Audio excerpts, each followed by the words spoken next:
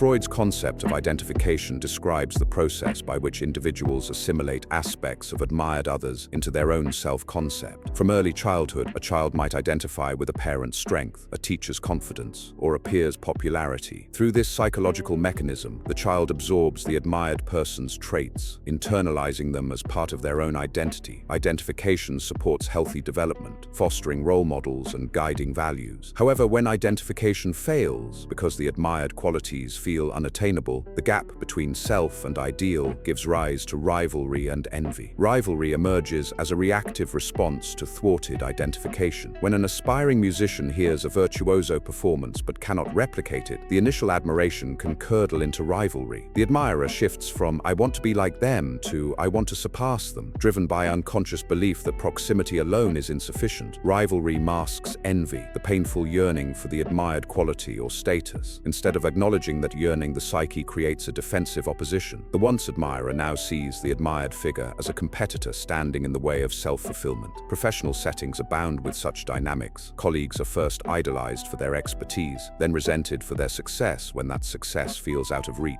The transition from identification to rivalry often hinges on perceived threats to self-esteem. A colleague receives a promotion, and admiration for their competence becomes overshadowed by fear that one's own contributions will be overlooked. The promotion symbolizes an ideal once internalized, but now unattainable, so the psyche flips identification into rivalry to protect the ego. Rivalry provides the illusion of control over the painful envy. If the colleague is demoted or criticized, the envy stops. This defensive turn, however, perpetuates conflict and undermines authentic growth. Envy itself signals a hidden wish for self-improvement. Freud saw envy not as mere malicious desire, but as the unconscious recognition of lacking something valued. When someone envied a co-worker's creativity, beneath the resentment lay a longing to develop their own creative skills. Yet envy often remains unconscious, surfacing only as negative judgments. They're showy, or they only got lucky. These judgments deflect attention from the deeper wish, I want what they have. Without acknowledging envy's constructive potential, the individual remains stuck in a cycle of comparison and despair. The destructive nature of unchecked envy and rivalry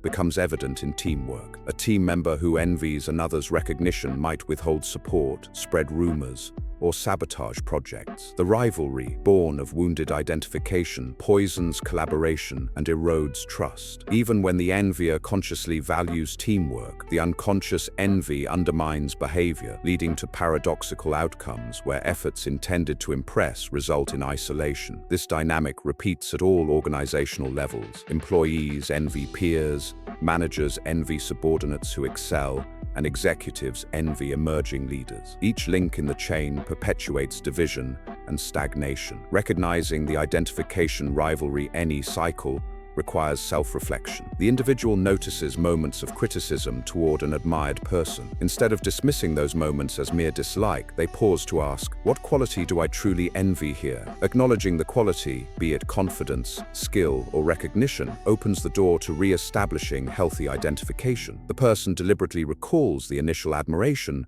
and reframes envy as a signal. I want to cultivate that trait in myself. This shift dissolves rivalry, transforming energy from destructive comparison into constructive aspiration. Freud emphasized that identification is not mimicry, but psychological assimilation. Healthy identification involves internalizing the admired person's values and behaviors in ways that align with one's own identity. If one envies a colleague's ease at public speaking, healthy identification might mean practicing presentations in one's own style, gradually building confidence rather than berating the colleague for being a natural. Rediscovering identification requires creating personalized role models, selecting aspects of others to emulate without losing authentic self-expression. Breaking the rivalry cycle also involves addressing the internal sense of inadequacy that fuels envy. Freud noted that envy often roots in early relational experiences where the child felt overshadowed by siblings or parents. In adult life, these primal wounds echo when witnessing others' achievements. Psychodynamic work, such as journaling about childhood experiences of comparison,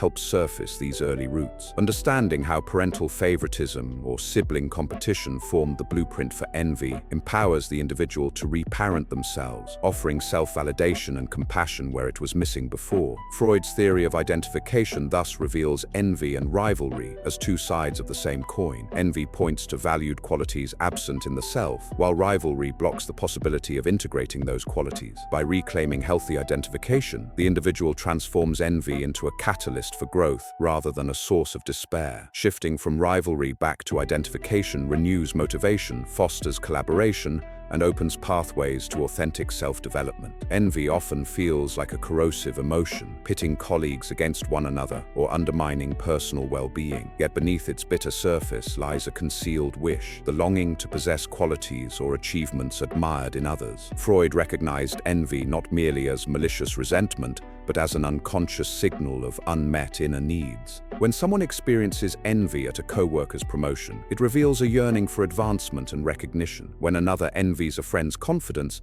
it discloses a wish to cultivate self-assurance. In this way, envy serves as a compass pointing to areas ripe for self-growth rather than simply a destructive force. To harness envy's transformative potential, the individual first cultivates awareness of its two faces, the familiar sense of inferiority and the hidden desire. In moments of envy, they pause to acknowledge the negative feelings, tightness in the chest, rising irritation, and then ask, what do I secretly wish for? This question reframes envy as a messenger. The ache of wishing reveals precisely which trait or outcome feels lacking. If that ache accompanies a colleague's successful presentation, it signals an aspiration for public speaking skills. If it arises when seeing a friend's strong relationships, it uncovers a longing for deeper social connection. Reflected through this lens, envy transforms from passive comparison into active insight. The individual no longer dismisses envy as weakness, but welcomes it as instruction. They might journal the specific envy moment. Who did I envy? What did they have that I wanted? How did I feel? This reflective practice disentangles the raw emotion from reactive judgments,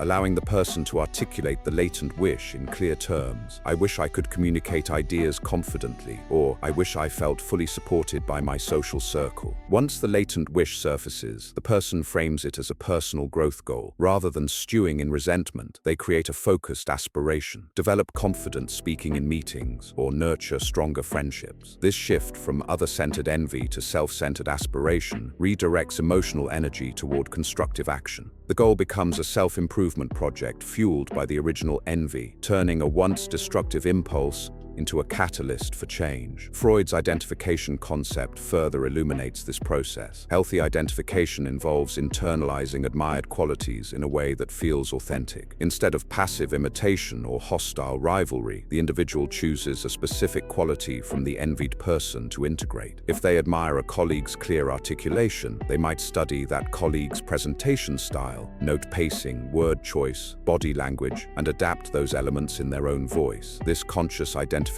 fosters skill acquisition rather than fueling jealousy. Creating structured envy to aspiration exercises cements this transformation. The individual lists top 3 envy triggers of the week alongside the hidden wishes each reveals. For each wish, they write a small action step, signing up for a public speaking workshop, scheduling a weekly coffee date with a friend, or setting aside time for active networking. Each step honors the original envy and channels it into deliberate self-growth efforts. In professional environments, sharing these aspirations with supportive peers multiplies their impact. A colleague might become an accountability partner for presentation practice. A manager might mentor on leadership skills. When envy turns into a shared growth initiative, it dissolves competitive tension and fosters collaborative development. The person who once felt threatened by another's advancement now feels inspired and supported, enriching workplace culture through mutual encouragement rather than covert rivalry. On a personal level, psychoanalytic self-exploration deepens the process. Examining early experiences of sibling rivalry or parental expectations reveals the roots of envy patterns. A childhood overshadowed by a high-achieving sibling can predispose one to envy similar adult successes. By understanding these origins in therapy or reflective writing, the individual separates adult aspirations from childhood wounds. This clarity prevents reenactment of old rivalry scripts, enabling envy to function purely as a signal for growth rather than as a reenacted childhood competition. Mindfulness practices also support recognizing envy's growth message. During moments of envy, the person practices non-judgmental observation, labeling the sensation envy here and noticing accompanying thoughts without attempting to suppress them. This mindful stance turns envy from an overwhelming, shame-inducing event into a manageable mental and emotional experience. With repeated practice, envy loses its grip, and the mind becomes adept at swiftly discerning its latent wish and moving into aspiration mode. Ultimately, reframing envy as a wish for self-growth rewrites the narrative from one of scarcity to one of possibility. Scarcity thinking, others' success diminishes my own, gives way to abundance mindset. Others' strengths show me paths to my own development. This paradigm shift aligns with Freud's broader view of transforming unconscious drives into conscious, creative uses of psychic energy. Envy then becomes not a foe to be vanquished, but a guide to be heeded, pointing the way toward personal empowerment and authentic self-enhancement. Mapping personal envy begins by observing the moments when envy arises, whether during a team meeting, a casual social gathering, or while scrolling through social media. Each time the gut tightens or irritation surfaces, pause and note the situation. Was it a colleague receiving praise for a project, a friend's effortless charisma at a party? Recording these triggers in a notebook or digital journal creates an ongoing log of envy sparks. Next, look for patterns in what provokes envy. Perhaps professional recognition consistently stirs discomfort, or social ease repeatedly highlights personal insecurities. If most envy incidents occur around career achievements, it suggests an underlying aspiration for greater professional accomplishment. If social interactions trigger envy, it points to a desire for deeper connections or confidence in group settings. Recognizing these recurring themes helps clarify which qualities or outcomes feel missing in one's own life. The third step involves examining the internal commentary accompanying envy. Notice the critical thoughts that rise. They're naturally talented, unlike me, or they only got that because of luck, not skill. These remarks often mask the deeper wish, the genuine admiration, and the desire to embody that talent. Writing down both the critical thought and its hidden counterpart, I wish I had that talent, separates defensive judgments from authentic longing. Context analysis further refines the mapping. Consider when envy flares most intensely. During high-stakes evaluations, in informal conversations, or while observing public success. High-pressure situations may reveal fears of inadequacy, whereas casual contexts often spotlight social self-doubt. Understanding these contexts pinpoints the environments where targeted self-improvement efforts can be most effective, such as seeking mentorship before major presentations,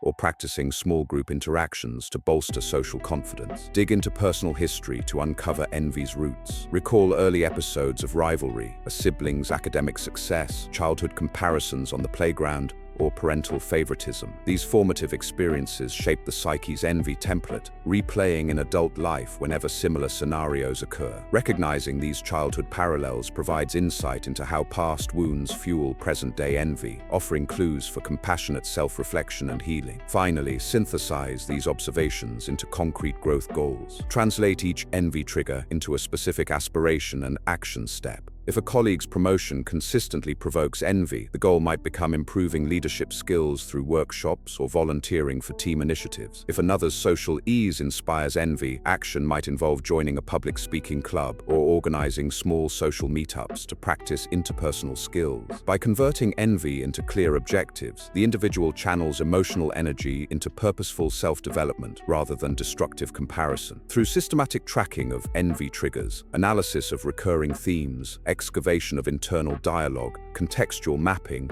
and linking to personal history, individuals create a detailed map of their envy landscape. This map turns envy from a vague, demoralizing feeling into actionable insight, guiding targeted steps toward personal growth and breaking the cycle of compare and despair. Transforming envy into positive identification begins with shifting perspective. Envy signals a hidden aspiration rather than a desire to diminish another. When someone feels envious of a colleague's creative flair, they first acknowledge that envy as a signpost, not as contempt. Instead of labeling the colleague showy, the envious individual recognizes, I want that creative confidence. This conscious reframe moves the emotion from adversarial to aspirational. The next step involves selecting one specific trait or achievement, the essence of what sparked envy, to emulate. If the colleague's presentations impressed with vivid storytelling, the individual chooses that quality as a personal goal. They observe how the colleague structures narratives, notes the pacing of anecdotes, and studies the use of voice modulation and gesture. By dissecting the admired behavior, the envious person identifies concrete elements to practice rather than chasing an abstract ideal. Practicing the chosen quality requires small, consistent experiments. For creative storytelling, the individual might open weekly meetings with a brief personal story related to the agenda. At first, the delivery may feel awkward, but each attempt builds familiarity with narrative form. Peer feedback transforms the experience. Colleagues who respond positively reinforce progress,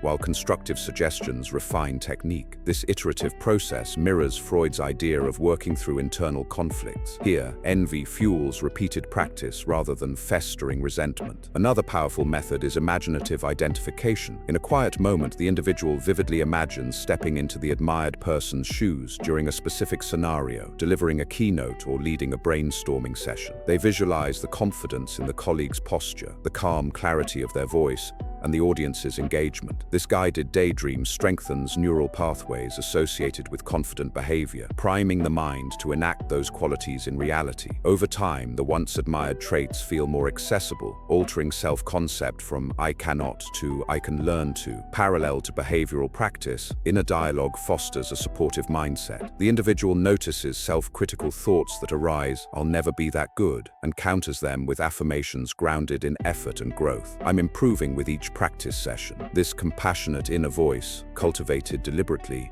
counters the harsh self-comparison that once fueled envy. By integrating both the aspirational and reassuring voices, the person creates an internal alliance that sustains effort without shame. Mentoring relationships accelerate transformative identification. The individual approaches the envied colleague or another expert and asks to shadow or receive guidance. Observing behind the scenes, preparation routines, handling challenges, refining ideas, demystifies excellence. Mentorship provides tailored feedback and encouragement, fast-tracking skill acquisition. Furthermore, collaborating on joint projects shifts the dynamic from rivalry to partnership, as mutual contributions replace comparisons, reinforcing a sense of shared purpose. Freud emphasized that unconscious drives, once made conscious, lose their destructive power. In practice, periodically reviewing envy to identification exercises consolidates gains. The individual might journal reflections on recent attempts. What new storytelling technique worked? Where did confidence falter? How did peers respond? This reflection highlights progress, normalizes setbacks,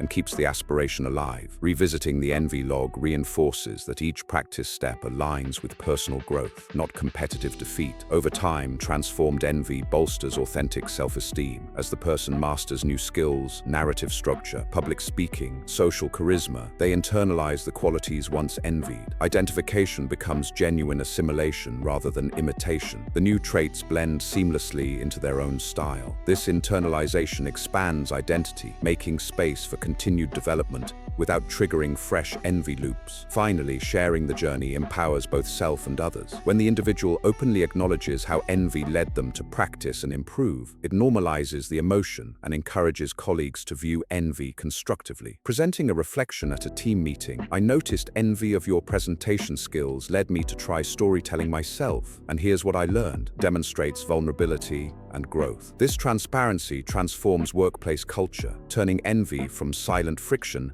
into shared inspiration. Through reframing envy as aspiration, breaking down admired qualities into practicable elements, employing imaginative exercises, fostering inner encouragement, seeking mentorship, reflecting on progress, and sharing experiences, envy metamorphoses into constructive identification. Freud's insights into unconscious impulses find tangible expression in these practices, guiding individuals from corrosive comparison to personal empowerment. The qualities once envied become milestones of self-growth, and the cycle of rivalry yields to a cycle of creative emulation and authentic development. Empowerment through creative identification starts by recognizing that admired qualities can be integrated authentically rather than imitated superficially. After selecting specific attributes from envied figures, such as a colleague's innovative problem-solving or a friend's ease in social gatherings. The individual crafts personalized versions of these traits. They imagine how those qualities would manifest in their own style. Perhaps problem-solving means setting aside time for divergent thinking, or social ease translates into initiating small group conversations with genuine curiosity. This creative adaptation ensures that adopted behaviors align with personal values, preventing the hollow feeling of mimicry. Next, the person develops daily micro-practices to embody these adapted qualities. For workplace innovation, they might reserve 10 minutes at the start of each day to brainstorm new approaches to ongoing challenges, jotting ideas without judgment. Over time, these micro-practices accumulate into a habit of creative thinking, reshaping the individual's self-concept as someone capable of innovation. For social confidence, a micro-practice could involve offering sincere compliments to colleagues, gradually building ease in initiating interactions. These small, consistent actions consolidate new aspects of identity in a sustainable way. Another strategy is creating personalized identification scripts, short affirmative self-statements that fuse admired traits with one's own identity. For example, I approach challenges with curious creativity, or I connect warmly and authentically with others. Repeating these scripts each morning primes the unconscious to align behavior with the desired qualities. When midday stress triggers old envy patterns, recalling the scripts reorients focus towards self-growth goals instead of destructive comparison. Collaborative projects offer fertile ground for creative identification. By taking on roles that highlight the desired traits, leading a brainstorming session, mentoring a junior colleague, or organizing a team social event, the individual practices the admired qualities in real contexts. Successes reinforce the emerging identity, while setbacks provide valuable feedback. Each project thus serves as a developmental laboratory where creative identification transforms envy into practical skill building. Maintaining a growth portfolio tracks evidence of progress. The individual collects artifacts, emails praising an innovative idea, photos from a well-attended social gathering, journal entries describing successful interactions. Reviewing the portfolio regularly reminds them of growth achievements, countering residual envy and bolstering self-confidence. This tangible record turns abstract aspirations into concrete milestones, reinforcing the belief that identification leads to real development. Creative identification also thrives when balanced with reflective retreats. Periodically, the individual steps back from daily routines to reflect on the identification journey. They ask, which practices felt most authentic? Where did imitation feel forced? What new insights emerged about personal strengths? These retreats, whether a solo nature walk, a weekend journaling session, or a guided workshop, deepen self-knowledge and ensure that identification remains aligned with evolving identity rather than becoming a new external standard. Freud's insight that the unconscious drives energy toward both envy and identification underscores the power of rechanneling envy creatively, transferring emotional energy from bitterness into the motivation to learn and adapt enriches both professional and personal life. Over time, the individual notices envy triggers dwindling as they internalize admired qualities. The colleague's success, once envied, now feels inspiring rather than threatening because the individual sees those traits blossoming within themselves. Community sharing multiplies the impact of creative identification. By leading workshops or informal lunch and learn sessions on applying envy for growth, the individual fosters a supportive culture where colleagues transform envy into collaboration, sharing personal stories of initial envy, experimental practices, and ensuing growth demystifies the process. This openness encourages peers to undertake their own creative identification journeys, enriching the collective environment and reducing rivalry across the organization. Finally, integrating creative identification into long-term life planning embeds its benefits permanently. When setting goals for the year, whether launching a new initiative, acquiring a skill, or strengthening relationships, the individual frames each goal through the lens of admired qualities. They articulate the goal in terms of embodying those traits, lead a project that exemplifies innovative collaboration, or cultivate friendships marked by authenticity and warmth. This practice infuses life plans with the spirit of identification, ensuring that envy's creative spark continues to guide growth rather than fuel comparison. Through these strategies, adapting admired traits authentically, micro-practices, identification scripts, collaborative experiments, growth portfolios, reflective retreats, community sharing, and values-infused planning, envy transforms from a corrosive emotion into a powerhouse for self-empowerment. Freud's identification concept thus finds contemporary application. Envy points the way, and creative identification illuminates the path, leading individuals away from rivalry and toward authentic personal development. What once caused feelings of lack becomes the foundation for lasting growth and fulfillment.